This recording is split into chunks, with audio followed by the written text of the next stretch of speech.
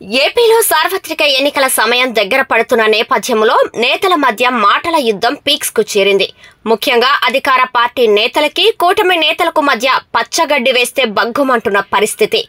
ఈ క్రమంలో తాజాగా జనసేన కీలక నేత నాగబాబు వైసీపీపై సంచలన వ్యాఖ్యలు చేశారు. పవన్ కళ్యాణ్ ను ఓడించేందుకు కడప నుంచి గుండాలను తీసుకువస్తున్నారని ఆయన ఆరోపించారు.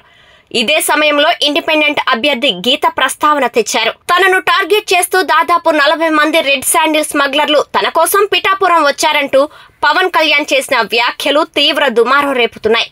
తనను చంపడానికి ట్రై చేస్తున్నారని, రాళ్లు విసురుతున్నారని, అమలాపురం సభలోనూ సీమ గూండాలు దిగిపోయారని, పిఠాపురంలో బ్లేడ్ బ్యాచ్ దిగిందని చెప్పారు జనసేనాని. ఇదే సమయంలో నాగబాబు వైసీపీపై తీవ్ర స్థాయిలో విమర్శలు చేశారు. పవన్ కళ్యాణ్ ను ఓడించేందుకు కడప నుండి గూండాలను తీసుకువస్తున్నారన్నారు.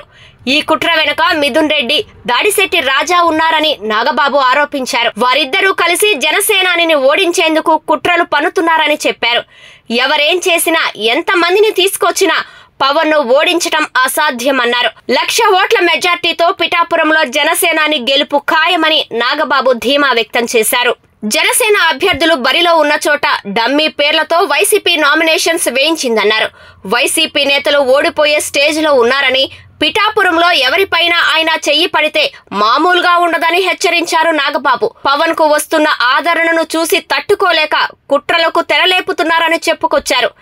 ఇక్కడి ప్రజలు పవన్ వెంటే ఉండేందుకు సిద్ధమయ్యారని పేర్కొన్నారు. వార్ వన్ సైడ్ గా మారిపోయిందని, ఈ విషయం తెలియక అధికార పార్టీ నేతలు కొత్త కుట్రలకు తెరలేపుతున్నారని ఆరోపించారు. పిఠాపురంలో మెజార్టీ ప్రజలు పవన్ కళ్యాణ్ కు సపోర్ట్ చేస్తున్నట్టు తెలుస్తుంది.